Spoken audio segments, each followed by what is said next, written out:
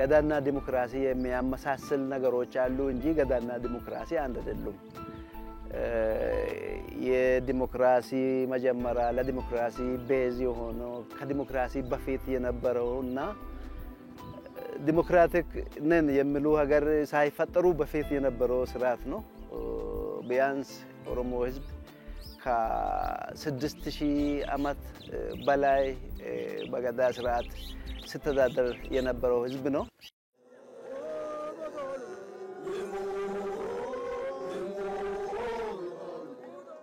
ገዳና ኦሮሞ መለየት አስቸጋሪ ነው በዚህ ዘመን ገዳን ኦሮሞ ገዳ ጀመረ የሚል ነገር የለም ገዳና ኦሮሞ አንድ ነው የሚተዳደርበት እርስ በርስ የሚተጋገዝበት ስነ ልቦናውን የሚያሳድግበት ህልውናን የሚያስጠብቅበት መሳሪያ ነው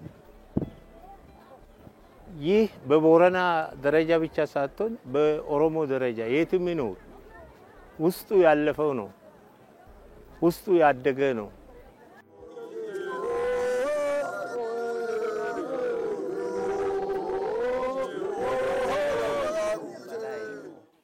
የሰው ልጅ ብቻ ሳይሆን የሁሉም ፍጥረታት የሁሉም ከሰማይ በታች ከምድር በላይ ያሉት ሁሉም የሚያቅፍ ለሁሉም ህግ ያለው ያሁሉም ህግ የሚያወጣና የሁሉንም ፕሮቴክት የሚያደርግ ስርዓት ነው ማለት ነው ገዳና ዲሞክራሲ የሚያመሳስል ነገሮች አሉ ገዳ ደግሞ ከዲሞክራሲ ለየት የሚያደርጉ ነገሮች አሉ ስለዚህ ገዳ ዩኒቨርሳል ነው ገዳ ለኦሮሞ ብቻ አይደለም የሚሰራ ለአንድ ብሔር ብቻ ሳይሆን ለሰው ልጅ ለሁሉም ፍጥረታት ፈጣሪ የፈጠረው ፍጥረታት ሁሉ በገዳ ይታቀፋል ማለት ነው ስለዚህ ገዳ ሁሉም አቀፍ ነው ሆሊስቲክ ነው ለኦሮሞ ብቻ ሳይሆን ለሰው ልጅ ነው የሚሰራ ማለት ነው ስለዚህ ገዳ ከዲሞክራሲ በላይ ነው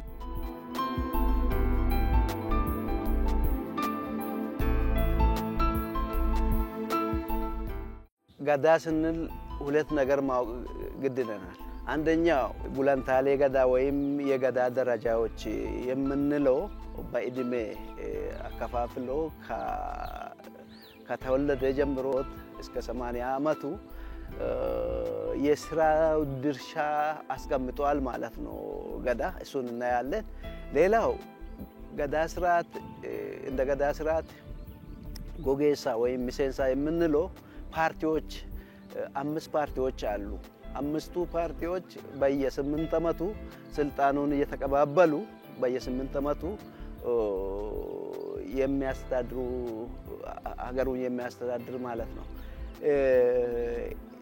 ይሄ 8 ዓመቱ ቆሚ ነው ፓርቲዎችም ቆሚ ነው ማለት ነው የስልጣን ሹክቻ ተቃዋሚ ፓርቲ የሚባል ነገር የለውም ማለት ነው በገዳ ዘንድ ስለዚህ ያንተን ጊዜ ጠብቀ ነው አንድ ፓርቲ ወይም አንድ ጎጌሳ አሁን ሀገሩን ካስተዳደረ ከ40 ዓመት በኋላ ነው አምስቱ ዞሮ ሲመጣ ነው አንድ ፓርቲ አንድ ጊዜ ሀገሩን አስተዳድሮ ከ40 ዓመት በኋላ ነው ወደ ስልጣን የሚመለሰው ማለት ጣኑን የተረከበው ከ40 ዓመት በኋላ ነው ተመልሶ የሱ ጎጌሳ የሱ ፓርቲ ማለት ነው የሚመለሰው ወደ ስልጣን ይሄ ቆሚ ነው ማለት ነው 5 ፓርቲ ያለው አንድ ፓርቲ 8 ዓመት ነው የሚያስተዳድሮ 8ቱን ዓመት አስተዳድሮ በሰላም ስልጣኑን ወስዶ በሰላም ያስተላልፋል ማለት ነው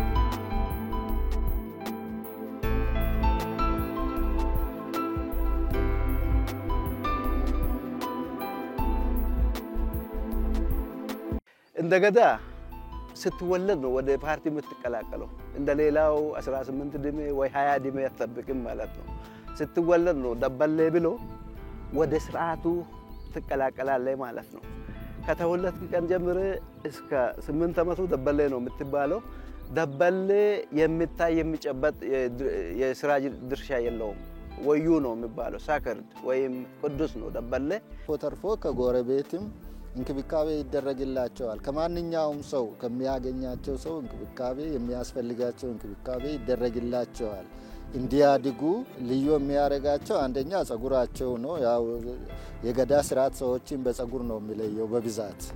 የነሱ ደግሞ አይላጭም እስከ 8 ዓመት ድረስ እስከ ጉብሳ ድረስ ወይም ደግሞ እስከ መቅባሳ ድረስ አይላጭም ጸጉራቸው። ስለዚህ ጸጉራቸውን ይዞ ይቆያሉ። ጸጉራቸው ቅቤ ይቀባል። የትም የሄዱበት ጎረቤትም የትም ቢሄዱ ቅቤ ይቀባሉ ደበሌዎች እና በዚህ ነው የሚታወቁት።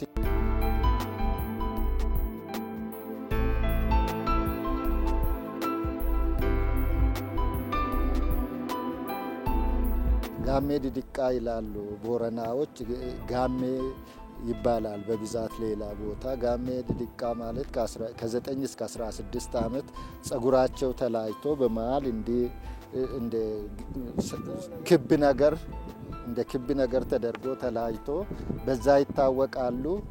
እነሱ በእድሜ እንትን ብሎ ተደራጅቶ መጫወት ይጫወታሉ። በጎረቤት በአቅራቢያ ካሉ እኩዮቻቸው ጋር ይጫወታሉ። አንዳንድ ትንንሽ እንስሳትንም እንደ ጥጃ እንደ ፍየል እንደ በግ አይነት እንትን ይጠብቃሉ። ብዙ ከቤት ርቆ አይሄዱም፣ ግን ተደራጅቶ እንትን ብሎ ብቁ ናቸው ያንን ለማድረግና ይሄንን ያረጋሉ። እንክብካቤው ይቀጥላል። መማር ይጀምራሉ። ሌላ ነገር ጠለቅ ያለ ነገር መማር ይጀምራሉ ከደበሌዎች ተሻለ እና አንዳንድ ነገሮችን ግንዛቤ እንዲይዙ የተለያየ ጫወታ በጫወታ መልክ ነው የሚያስተምሯቸው።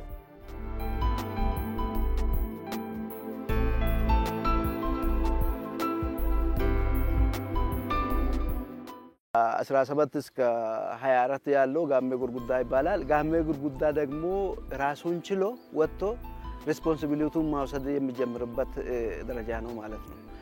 ወጥቶ ከብቶቹን ይዞ ፎራ እንትን ብሎ ሄዶ ሪቆ ማለት ነው። ከቀዮ ሪቆ ከሰፈሩ ሪቆ ከ2 ዓመት ከ3 ዓመት እስከ 4 ዓመት እዛ ቆይቶ ከእንስሳቶች ጠብቆ ከጎጂ እንትኖች ጠብቆ ከሌባ ጠብቆ ከብቶቹን ራሱን ችሎ ሪስፖንሲቢሊቲን ማውጣት የሚጀምርበት እንትን ነው ማለት ነው ጋሜ ጉርጉዳ የምንለው።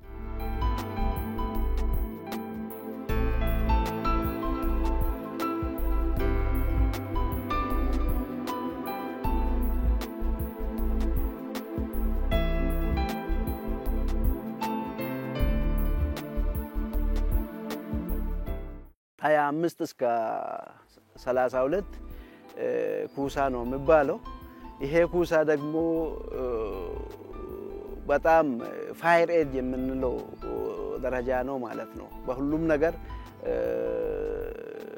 የተዘጋጀ ዝግጁ ሆኖ የሀገር መከታ አንድ ነገር ወደ ሀገር ሲመጣ አንድ ነገር ጦርነት ለምሳሌ ወደ ሀገር ከሌላው ጎራ ወደ ሀገር እንትን ስል ይሄ የማህበረሰቡ መከታ እንደ ማለት ነው። ይሄ ኩሳ በጣም አድቫይዝ ይፈልጋል ፋየር ኤጅ ስለሆነ የሆነ ነገርም ቢያጠፋ ኩሳዎች ህጉ ላላ ይላል ማለት ነው። እነሱ ላይ ፋየር ኤጅ ላይ ስለሆኑ አንድ ነገር ወደ ሀገር ከመጣ አንድ ነገር ጦርነት ወደ ሀገሪቱ ከመጣ እነሱ ነው መከታ ሆኖ የሚመልሰው ማለት ነው።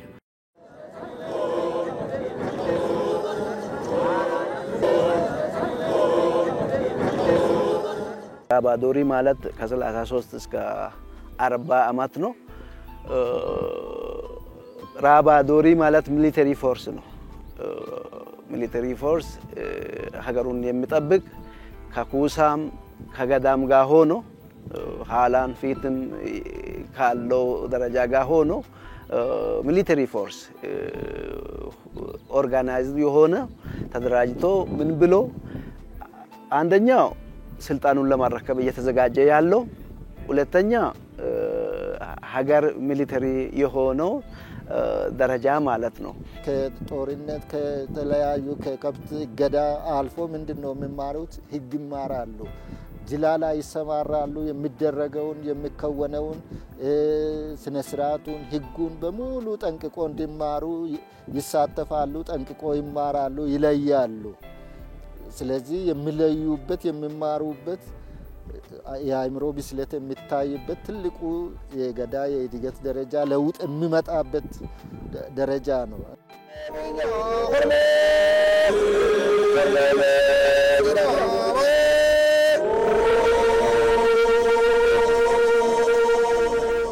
ስድስተኛው ከ40 እስከ 48 እድሜ ያለው ደረጃ ገዳ የምንለው አሁን ያየነው ያለው ማለት ነው።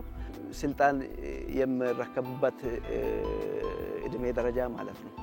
ይሄ በግማሹ እንትን ያልክ ያመጣውን እንትን ሪስፖንሲቢሊቲውን ሙሉ ተወስዳለህ ማለት ነው። ገዳ ስትገባ ገዳ ደረጃ ስትገባ ሁሉም የሚሊተሪውም የኢኮኖሚውም ሁሉም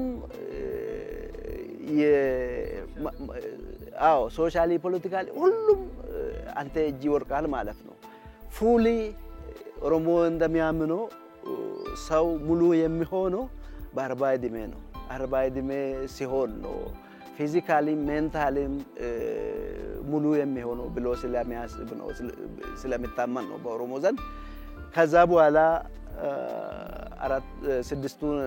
8 ዓመት ሀገሩን አስተዳድሮ በሰላም አስተላልፎ ዩባ ይሆናሉ።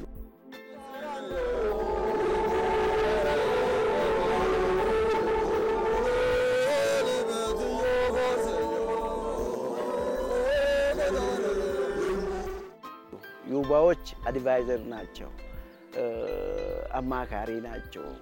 ለሁሉም ለሀገሩም ወደ ስልጣን የመጣውን እንትን ጨምሮ አማካሪ ናቸው። ትልቁ ስራቸው ምንድነው? እነዚህን መምከር፣ እነዚህን መንገድ ማስያዝ፣ ለነዚህ ልምድ ማካፈል ነው። ልምድ ያካፍላሉ፣ ይመክራሉ፣ ህግ ያወጣሉ። ደግሞ ትልቁ ስራቸው ህግ ማውጣት ነው። ህግ በእነሱ እጅ ነው ያለው። ምክንያቱም ገዳ ውስጥ አልፈዋል። ገዳ ያለበትን እንትን ጉድለት ምናምን ያቃሉ። ይሄ ህግ የለም፣ ይሄ ህግ የለም፣ ይሄ ህግ አስፈላጊ አይደለም፣ ይሄ ህግ እንዲህ ነው፣ በዚህ አሁን ባለንበት ሁኔታ እንዲህ ሆነዋል ብሎ ለይቶ የሚያውቁት እነሱ ናቸውና ህጉን እያስተካከሉ ከጊዜ ወደ ጊዜ እያሻሻሉ የሌለውን እየጨመሩ የማያስፈልገውን እየተው ይሄዳሉ።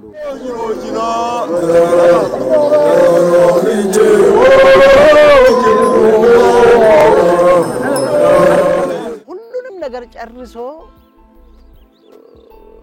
ሪስፖንሲቢሊቲውን ጨርሶ ከገዳ ሲወጣ ገዳ ሞጂ ብሎ ገዳ ሞጂ ይሆናል ማለት ነው። ገዳ ሞጂ ከሆንክ ሪስፖንሲቢሊቲን ትጨርሳለህ። ገዳ ሞጂ ምንም ነገር ሪስፖንሲቢሊቲ የለም። ወደ ማንከባከብ ብቻ ኢቭን ኢንፎርማንት ታረግም ቀስ ብለህ ትሰማለህ ትረዳለህ እንጂ እነሱ ሪፈር ማድረግ አትችልም። ሰው ሕፃን ይሆናል ተመልሶ ማለት ነው። ስለዚህ እነሱ እንደደበለ ወዩ ናቸው። ገዳ ሞጂዎች ወዩ ናቸው። ሀገሩን መመረቅ፣ ፈጣሪውን መለመን፣ ጥሩ ነገር ብቻ ማስራትና ከአፋቸው ጥሩ ነገር ብቻ ነው የሚወጣ ማለት ነው።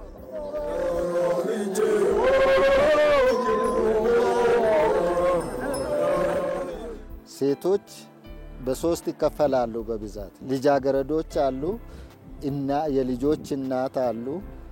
ደግሞ ልጆቻቸው ለገዳ እየደረሱ ያሉ እናቶች ደግሞ አሉ፣ ትልልቅ እናቶች ማለት ነው። በዚህ ይከፋፈሉና እነሱም የራሳቸው እንትን አላቸው፣ የራሳቸው የሆነ ሀሪያ አላቸው። በዚህ እነሱም ይደራጃሉ። በዚህ እነሱም የራሳቸውን ፍላጎት ተጽዕኖ ያሳድራሉ ማለት ነው በገዳ ላይ። ገዳ ምንም ሴቶችን ለመበደል እንትን ባይሆንም ለገዳ ለሚቀጥለው ገዳ የሚያስብ ለሚቀጥለው ትውልድ ገዳ የሚያስብ እናቶቹ ናቸው የበለጠ ከወንዶቹ የበለጡ ሴቶቹ ናቸው የሚያስቡት ማለት ነው። እና ገዳ ሴቶችን ያገላል ምናምን የሚባል ነገር አለ። እሱ ትክክል እንዳልሆነ ነው ለማስረዳት ነው።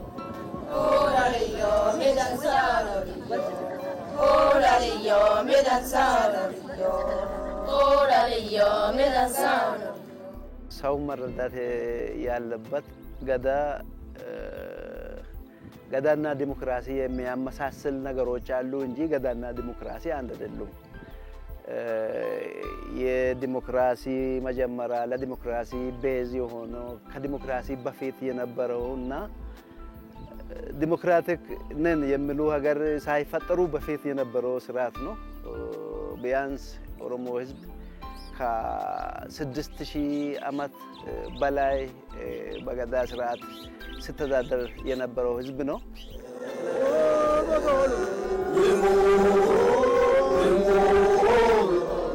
ኦሮሞ ባህል በአጠቃላይ ሰላም ማለት ሰውና ሰው መጣላት ወይም ሰውና ሰው አንድ ላይ አብሮ መሆን ወይም መስማማት ብቻ አይደለም። ሰላም ማለት አይዋፍ፣ እንስሳት፣ ምድሩ፣ ሰማዩ በሙሉ ሰላም ሲሆን ነው ሰላም የሚባለውና ይሄንን ሰላም ለማምጣት በቅንነት መስራት አለበት ሰው ብሎ ነው የሚያስበው ገዳ።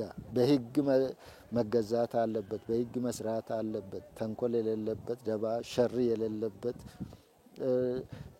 ኑሮ አኗኗር አብሮነት ያስፈልጋል። አስፈላጊ ነው ለሁሉም፣ ለሰው ብቻ ለሰው ልጅ ብቻ ሳይሆን።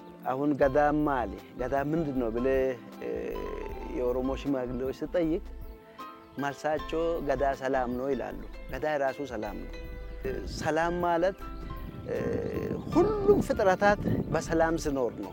የሰው ልጅ ከፈጣሪ ጋር ሰላም ሲኖር፣ የሰው ልጅ ከሰው ልጅ ጋር ሰላም ሲኖር፣ የሰው ልጅ ከሌሎች ፍጥረታት ጋር በሰላም ሲኖር ነው ሰላም የሚኖረው ብለው ነው የሚያስበው። ሰላም የአንድ ሰው የአንድ አካል በየሆነ ግሩፕ የሚጠበቅ አይደለም።